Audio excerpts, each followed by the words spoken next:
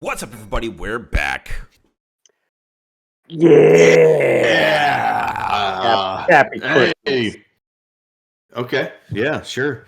Hey, welcome back to a Metalhead's Journey. Hey, so we have made it back around to the top of our top 20 list that we are taking an eternity to revolve through here. We're back to the top 20 rock albums, guys. This is a big day. I thought the last time we did the rock list was like a really, really big day, and it was, because the last one was Led Zeppelin 2. But this is worse. It's not at all worse, actually. We're here to talk about AC/DC's Back in Black. This is number 13 on the top 20 rock albums of all time. We're going to do a quick history of the band and the album here and get right into it. AC/DC formed in 1973, an Australian rock band from Sydney. The band was formed by guitarists and brothers Malcolm and Angus Young. The band finally found a solid lineup in 1977 with the Young brothers on guitars, Phil Rudd on drums, Cliff Williams on bass, and Bon Scott on vocals. Unfortunately, Bon Scott would die 2 years later due to alcohol poisoning. English singer Brian Johnson was later recruited as their new frontman. The band has released 17 studio albums, including their most recent album, Power Up, released in 2020. In 50 years of the band's career, they have sold over 200 million records worldwide, and 84 million of those in the U.S. According to the Record Industry Association of America, or the RIAA, which AC/DC puts AC/DC as the fourth best-selling band in U.S. history and the eighth best-selling artist of all time, selling more albums than Elton John and Mariah Carey. Doubt. AC/DC was inducted into the Rock and Roll Hall of Fame in 2003. Back in Black, released in 1980, is the band's seventh studio album. This is the band's first album to feature Brian Johnson on vocals. The band nearly disbanded after the death of Bon Scott, but decided to go forward. The album was composed by Brian Johnson and the Young brothers. The album's all-black cover was designed as a sign of mourning for Bon Scott. This album was an unprecedented commercial success, selling over 50 million copies worldwide. The RIAA also certified Back in Black as a 27-time platinum record in the U.S., which made it the fourth best-selling album of all time in the U.S. Impressive. Dave, why don't you go ahead and tell everybody why you hate this record? Go ahead. Hate is a really strong word. I know. And it's not the word I would use to describe how I feel about this record. The word I would describe how I feel about this record is whelmed. Not overwhelmed, not underwhelmed. I existed before this record and I exist after. It's not that I don't get it. It's just that I don't understand the excitement that is behind this album. I'm sure it's one of those cases where maybe you had to be there, maybe you had to live it. I don't know. But to me, this is like, and it could be because there are like 3 or 4 songs on this record that have gotten like endless amounts of radio play and commercials use these songs, and they're just a part of like just general culture that I've heard so many times. But like, these songs are just completely whatever to me, like background party music. And there's nothing wrong with it. Like, this album is not bad by any means. But again, like, I'm just not excited by this record really at all. Songs are fine. The music is fine. But that's basically where it ends for me. I'm just, I guess I just don't get it. I guess, I don't know. I can't say it's not for me. It's pretty standard rock fare, but to me, there's just, there's so many other rock bands I'd rather listen to. Jason, save this. Now that we've got the dummy out of here. Thank you. Look. He obviously doesn't like music. Obviously doesn't like music. Look, this is an all-time classic. Like, when this came out, I was 6. So it's nothing to do with having to be there or living it. I remember listening to many of these songs over the course of my younger life. When I text Josh, I go like, if you told me that this album was a greatest hits, I'd be like, yeah, sounds like it. Yep. I have always liked ACDC, but I think, and I should have checked my catalog, I think I've only bought one album of theirs in my whole life. I'm not exactly sure why, but I guess maybe it's because it's easily accessed through other means. You can turn on the radio at any time and ACDC will come on. It's because all you need to buy is one album, and you pretty much already heard their band. That is not a knock. Actually, that is pretty much an accurate statement. But whatever it is that they do, it works. And to what Josh said earlier, when you're the 8th most selling band on the planet. Obviously, you're doing something right. So why go so far outside of your box that you would alienate those people? This was a blast. Like I jumped into this and I was like, geez, it's just one banger after our next. This was a lot of fun. My man, Jason. Yeah, listen, I was not born when this record came out, so I was not there when it happened. I found this album later in life, and instantly got it. This album from top to bottom slaps. There is no skippers on this record. I had a hard time trying to cut 2 songs for our stupid bit later on that we should just cancel for this show because we don't need to cut anything. Okay. I think this is an all-time classic. I think this could easily be half of this could easily be an AC/DC greatest hits record, like Jason was saying on there. And look, I think it means a lot whenever you have some of the biggest bands in the world that list AC/DC as being a huge influence on them, including Metallica, who, obviously most of you, if you've watched the show long enough, know that we're all big Metallica fans. They start every show with AC/DC. What is it? It's A Long Way to the Top. They start every show with that song. So obviously AC/DC made a big impact on them. I know it's one of the largest favorite bands for sure. That explains a lot. Huge. I mean, both bands have good drummers. This band influenced a lot of the new wave of British heavy metal as well. Like you can go back and see a lot of the influences from that. So this band, I get it. For those that maybe don't have refined taste, and when it comes to music, don't understand that they may think that there's a lot of songs that sound very similar, but it's the same band writing the songs. Obviously, they're going to sound similar when it's the same band, right? So, Correct. I can't help you with that, Dave. Maybe stop eating boogers, okay? And, stop drinking beer and start drinking some champagne and get over here on the AC/DC train. Dude, I'm pretty sure no one has said that about AC/DC. The other part of this album that's astonishing is the fact that this is featuring a new singer. Mm-hmm. You get a new member in the band, and it's like instantly this becomes like the biggest record they've ever had. I mean, and the songwriting just, I don't know. I know, like, I think we all kind of disagree sometimes.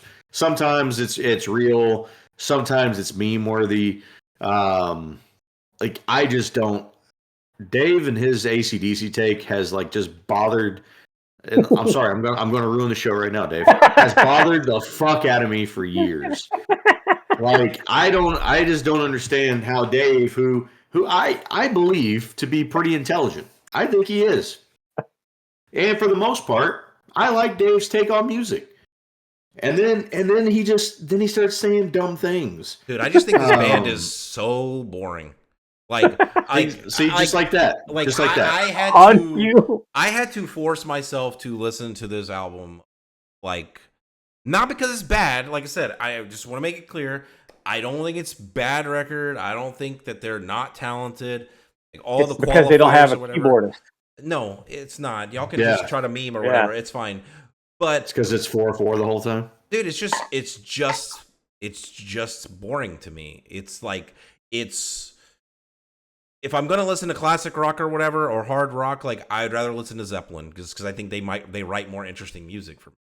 Like like if I want to listen to this style of rock, there's just other bands that provide whatever this band is trying to provide for me that I enjoy. Yeah, but this is a different band than Zeppelin. Like this is absolutely a fucking party band. Yeah, maybe I'm just like they're I'm not a party person. they're not singing hair metal and stuff like that. Like they have lyrics, like they have like, you know, good songs too. But then this is absolutely like a party band. This is for ragers, things like that. But both things can be like, Dave, you can consume both things. I don't. You can listen to Led Zeppelin. I can. I just AC/DC. don't like this. I don't know what to tell you. Like I don't like. I don't So need. you just like to be miserable when you listen to music. No, I don't. I don't need 6 Dave, songs. it answers a lot. No, I don't need 6 songs about banging chicks. Like we can get some variety. It's the 80s.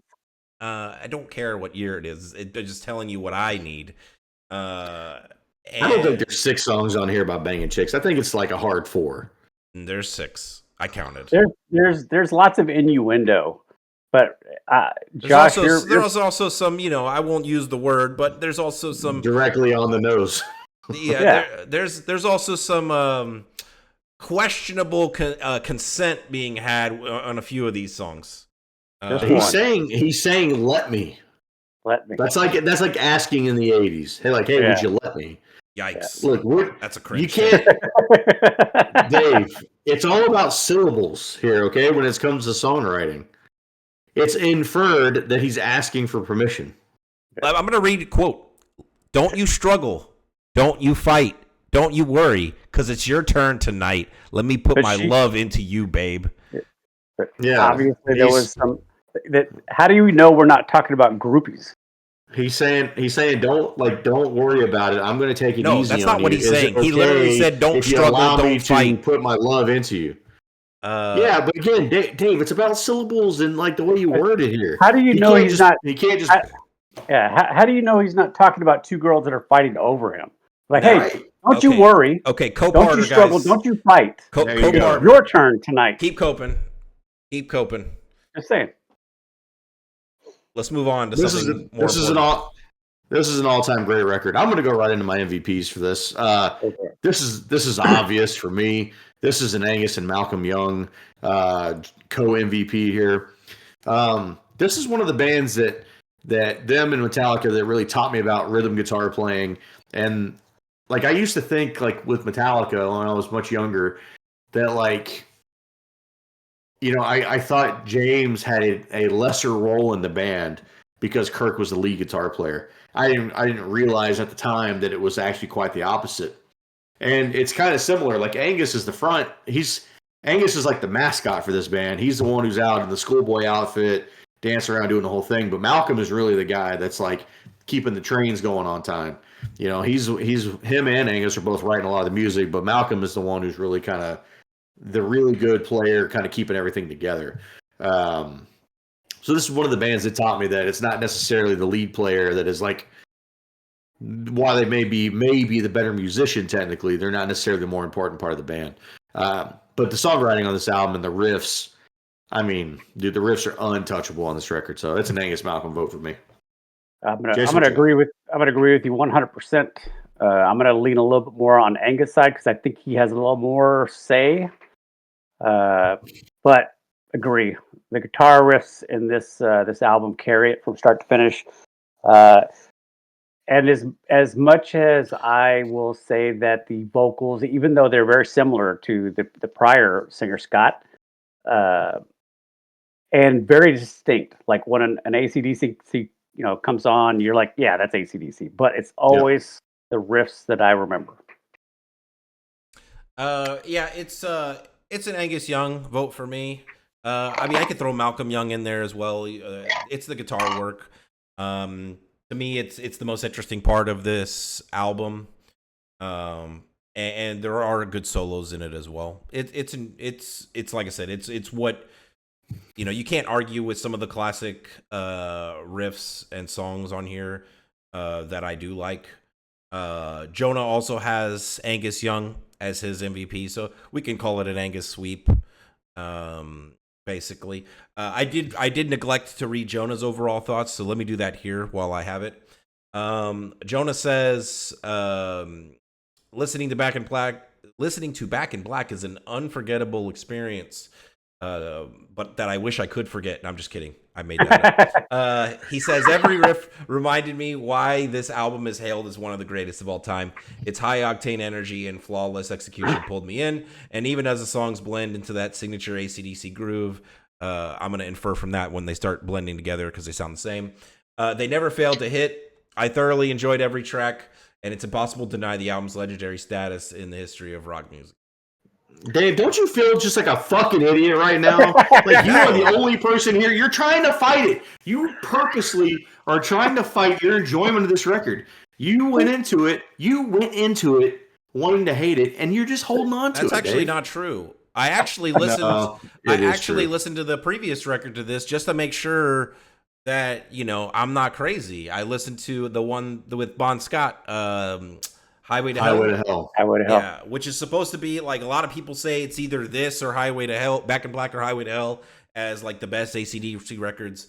Generally speaking, those are like the 1 and 2 or 1A, 1B, and I pretty much feel the same about that record as I do this record.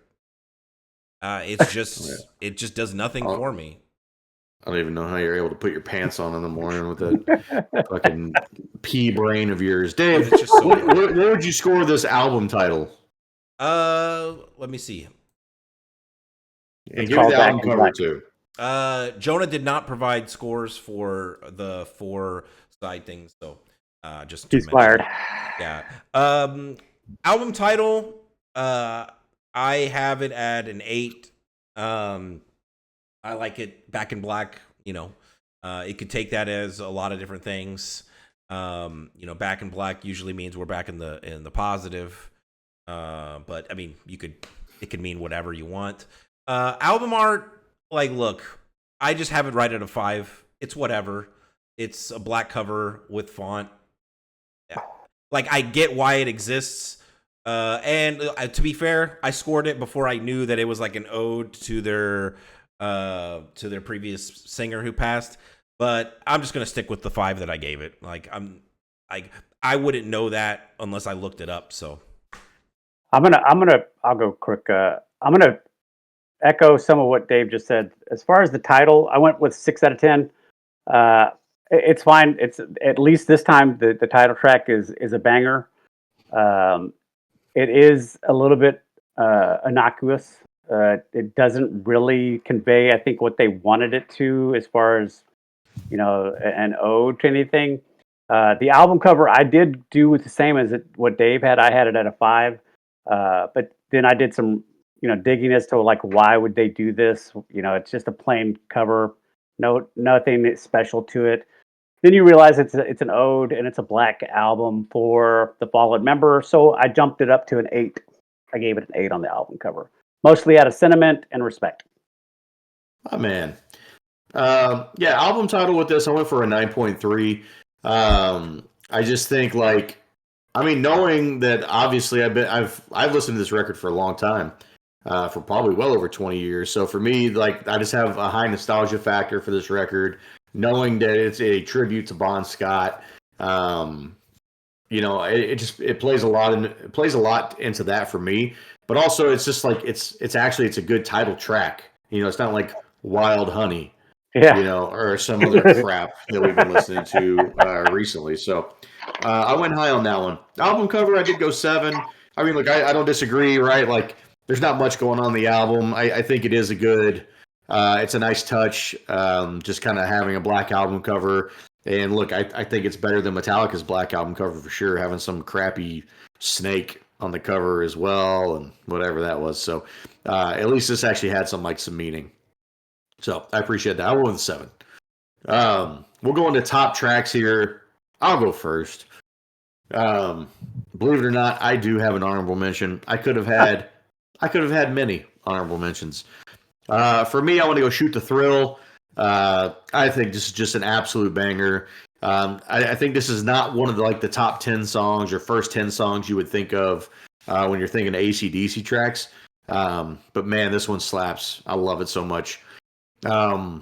Number 3 for me, and I think this is probably a deep cut. I don't know if you guys would have this on your list or not, but I always appreciated songs that kind of championed like rock and roll and metal and kind of calling out that people at the time were saying that it's like so in this one, rock and roll ain't noise pollution. Talking about how rock and roll is evil and all that stuff, right? I like this. Like Ozzy did a song similar to this as well. So number 3 for me, rock and roll ain't noise pollution. And then listen, unapologetically, I'm going to go for my next 2 here. I would love to pick some deeper cuts than this, but these songs, man, like I can't help it. These songs come on, and it just makes me happy. It just makes me want to fucking groove, bro. Number 2 for me, You Shook Me All Night Long. I mean, just a banger. I love this song. I don't know. I don't have anything else to say other than like it might be one of the most perfect songs ever written. And then Back in Black, the riff, like I don't care how many times I've heard it. I get it. It's like Enter Sandman for me. I won't skip Enter Sandman when it comes on. I know Dave's a little baby over there, and he'd be like, "Oh, I've heard it too many times." Okay, it's impossible. Dave, stop making that face over there. It's impossible to listen to Back in Black or Enter Sandman too many times. Man, Back in Black, so good. Number 1 for me. Enter Sandman. I'll go next because I'm pretty close there to Josh. My my honorable mention is Hell's Bells. Yep. Great opening track, iconic open in my opinion. And that riff is nasty for the whole opening. I love that. And I'm going to agree with you. My other honorable mention is Rock and Roll Ain't Noise Pollution. Great closing track. Kind of like a send-off fuck you to anybody who's listening. But let's get into my top 3. Number 3, I have Shoot the Thrill. Great song, dude. I love singing that song in the car as loud as I can, as terribly as possible, which is not as bad as you would think because the vocalist here is so aggressive and so, I don't know, let's say not so tuned. I can almost sound as bad as he does sometimes, even though he's way better than me. Number 2 track is You Shook Me All Night Long. Great song. And number 1, title track, Back in Black. My man. You can never listen to it enough. Nope. I'll go with Jonah's first, and then I will go with mine. Jonah has You Shook Me All Night Long as his number 3. Number 2 is Hell's Bells, and number 1, Back in Black. Damn, smart. Just smart. We should stop right there. Yeah. I mean, look, it's my top 3 are not going to be that different. Because look at the brain on Brad. Like and this is going to go into my total score. I mean, I'm not going to talk about it, but I'll bring this up when I give my score. I think the top like 3 or 4 songs from this album like hard carry this record for me in terms of what I gave the album as a score. Because there are like 3 or 4 absolute classic songs on this record. So it does have some stuff going for it. My number 3 is Rock. Nice of you to finally say it like 25 minutes into the show, Dave. I mean, look, I do have some problems with this record, but like as I've mentioned, but like there are good songs on it. Rock and Roll Ain't Noise Pollution is my number 3. Right. My number 2, it could really be. It's really almost 1A, 1B, but for the sake of it, I'll go number 2 is Hell's Bells. Great opening track. I love that it starts with the bell and all that. And number 1, Back in Black. No surprise. It's the iconic riff, and the vocals are strong on this song. I like the songs that aren't just like the sleazy drinking party songs from this record. I wish genuinely that there was more of that on this record for me, for my personal taste, because I think I would like AC/DC more. But I mean, look, obviously they do whatever works for them. I mean, they've been a million times successful, so it is what it is. But just for me to enjoy them, I need more songs like those three that are not just about like banging chicks or trying to convince chicks to let them bang them. You know, whatever. You want the greatest hits. You want like For Those About to Rock and Thunderstruck. And, well, I just want songs that aren't about just sleeping with random women. Like that's what I'm saying. Like that's it. It doesn't even have to be a hit. It could be a B-side. It's just unfortunately that all the B-sides in AC/DC seemingly are banging random chicks. That seems to be their MO, which is fine. It works, but art is life, Dave. You know, I don't think anybody is going to have Given the Dog a Bone as their top three, and I'm glad that was the case. I mean, listen, I don't know why Giving the Dog a Bone's catching strays. All right, listen. Next segment here on the show. This is where we like to cut these albums down a little bit, and the idea behind this is that we know like most of the great metal albums out there only have 8 tracks on them. So our goal every time is to cut each one of these albums that we do down to the best 8 tracks possible. This album has 10 tracks on it, which means we only have to cut 2. This is a tough cut. Dave, what did Jonah have? All right. He put Given the Dog a Bone, smart guy, and Let Me Put My Love Into You. Oh, man. Come on, Jonah. That's a great song. It is. I'll go next, so you can get the grudges out of the way here. I have Given the Dog a Bone as well. I think that was like the easiest. Like that was the first song. I was like, that's an easy cut. And then from there, it was just like, which of the B-sides do I want to cut? Not necessarily the actual B-sides, but like which of the other songs that aren't one of the main songs do I want to cut? And I ended up with Shake a Leg. That song is whatever. All right. Go ahead, Jason. All right. My cuts are they were pretty easy in the end. I was not actually familiar with What Do You Do for Money, Honey? Because I didn't own the album, and listening to this album over the last week, it just never caught on. So it's going to be one of my cuts. It's the lowest rated song I have on the album, and the other one is actually a song I used to like more, but over time I've just kind of grown tired of it, and it's apparently pretty popular to cut. Giving the Dog a Bone. Jason, I can't believe you just cut What Do You Do for Money, Honey? That's. I was not for that was one of the that was like the only song on here. I'm not sure if I actually have ever heard that song. Dude, what a killer song! What a killer song! For me, I struggled with this. I get it.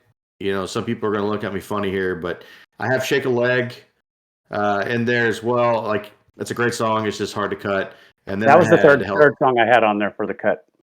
Yeah, and then I had Hell's Bells. What the hell is wrong? What? It's like one of those like Wherever I May Roam, just kind of like played out songs. Look, I'm just joking. I had Given the Dog a Bone, all right? I still give Dave the satisfaction right offhand. Okay, look. I made the right cuts. If there was going to be a song that might potentially somewhere in the world could be a skipper, it could be Given the Dog a Bone, okay? But it's not a skipper. That's important to say. So I do feel a little vindication that even though Josh and I absolutely disagree on this record, we would both be listening to the same version of it at the very least. Yeah, that's true. Track listing score. Dave, I'm going to go first because I'm not going to let you ruin this for me. I'm giving this a 10. This is a 10, baby. A 10. I think this album is laid out perfectly. It is just like hit after hit. Just slapper after slapper. I love this record top to bottom. Love the intro. Love the outro. I'll go next. I think it's bookended perfectly. Unfortunately, the way that I grade each song individually, the 2 songs that I dislike, I use lovingly. Happened to be back-to-back tracks, so I gave it a 9 out of 10. Man, there's so much cope and like so many mental gymnastics on this particular night. It's crazy. We haven't had to make an excuse for anything. Okay. Nope. I'm just curious. Not a single one. I went with an 8. It's whatever. It's fine. Like the track listing, like you could honestly do a complete reshuffle for me, and it probably wouldn't make much of a difference. I do think that the first 2 songs are really good. What's that? I don't know. But I don't think the track listing is my problem with the album. I think it's the content. Yeah. The great content, yes. Kind of my problem with you, Dave. All right, we made it to the last section here. This is where we like to give our score for the record. And just to give you some context on how we score records, for a lot of people out there... We didn't do production. Oh. For a lot of people out there, 7 would be a normal score. Well, for us, a 5 is an average score. So for anything that's 4.9 and below, that's various levels of we would not recommend the record. Anything 5 and above is various levels of we would recommend the record. And anything between 9 and a 10, it's an all-time classic. I think Dave. Yeah, I didn't have production on mine, so we're just going to skip that this week. But it's high. It's a good. It sounds good. Yeah. Dave, you're going to have the lowest score this week. Why don't you go ahead and ruin this real quick so that me, Jason, and Jonah can bring it back. Okay. Like, what do you honestly predict my score is going to be? Like, legitimately. 6.9. Nice. So, you're really, you couldn't be any closer unless you would have guessed correctly. So, I'm at a 6.8. So... You just didn't have the balls to go 6.9 after talking about all these songs about women all night long? I didn't want to give AC/DC the satisfaction of having a good score. So, they don't deserve the 6.9. So, 6.8. Right. Like, look. Again, for those that are uninitiated, anything above a 5, like Josh said, is something we would recommend. So 6.8, it's not a bad score. And as I mentioned over and over, I don't think this is a bad record. I think this record is ultimately just not my cup of tea. And that's fine. I think it has some songs that are really good. There are songs that they come on, I'm not going to be able to contain myself, and I'm going to sing along to them. And it's probably one of the 3 that I mentioned as my top 3. But the other 6 or 7 songs from this record, they could just never exist, and I would never know the difference. I'll forget about them as soon as we're done with this album, and that's just my personal take on it.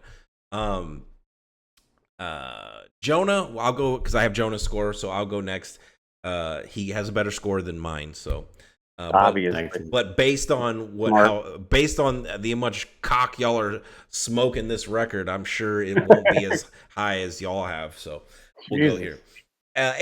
Look, Josh already dropped an F-bomb. I might as well just go all the way. We went straight to cock. Jesus. Look. Anyway, AC/DC's Back in Black is a cornerstone of classic rock. Again, this is from Jonah. It's a cornerstone of classic rock, celebrated for its raw energy. I don't want anyone to think this is mine. I was going to say we should record this part. I'm going to record this part and edit it. Iconic riffs and unforgettable anthems. While a lot of tracks share a similar sound, the album's cohesive style and relentless swagger define its timeless appeal. This timeless album showcases the band's resilience and Brian Johnson's powerhouse vocals, cementing its place as one of the best-selling albums in history. While my own personal tastes do bias my score lower than some might like, especially considering a lot of these tracks have been played everywhere for decades, there's no denying this album deserves its place in rock and roll history. It's a great album and a timeless classic. He gives it an 8 out of 10. For those that don't know, that's pretty high for Jonah. Yeah. Go ahead, Jason. All right, so me and Jonah score our albums similarly. We grade each individual song and then use an aggregate score and come up with what an average is, and then we give a little or take a little based on our overall feel of the album. When I was going through this album, there's only 2 songs on here that I would cut to make this perfect album. because of the exercise that we do, but they're not bad songs. And so my score was right in that range, getting close to what we consider like all-time great, but I was short. But this album, in my opinion, deserves to be in that category. So I gave it a 9.0. My scoring just on the songs alone is around an 8.8, but I do believe that it is higher than that. I do believe this is an all-time classic, great album that is must or required listening. So I gave it a 9.0. Human Fossil. That's what I'm talking about, man. Look, I'm just gonna. I only score based off of feels, man, and vibes, and how the albums make me feel. And dude, when this album comes on, and it's funny because Dave is like one of those guys that listens to an entire album, and that's never really been kind of like my thing. I would venture to guess that this is probably in the top 10 full albums that I've ever listened to. Like usually when I go to this, or when I go to like Hell's Bells or something, like I stick around for the whole record typically. And I can't say that about a lot of albums. I can't say that about a lot of Metallica albums, honestly. This is going to be a really high score for me. I think it deserves every second of it. I love this album. It's one of my probably 10 favorite albums of all time. This is a 9.6 for me. Damn. All right. That gives us, on average, for the four of us, an 8.35. That is an A tier score. And let me read what we consider to be an 8. Consider that very good, strongly recommended. Album scoring 8 are highly enjoyable and well crafted with some impressive songs or unique elements. They might not reach the transcendent level of a 9 or 10, but they're excellent and come highly recommended for fans. Again, that's just the four of us. I have an average score, but obviously those guys. Look, if you're watching this review, you probably already know how you feel about Back in Black anyway. Go listen to it. All right. Did you say don't listen to it? I said go listen to it. Oh, I was like, geez, Dave, coming in for the last little zinger, huh? No. All right. Well, hey, look, if you showed up to this expecting to hear a great review from me and Jason, then you should go ahead and hit the like and the subscribe. We're putting out weekly metal content right now. We got metal reactions, metal reviews, metal time machines, metal brackets, and all kinds of other cool stuff. And hey, I'm sure we're going to do another album and a couple of videos that Dave likes that we don't like. But hey, in the meantime, live long and prosper. Take it easy, everybody. Later. Peace. Peace.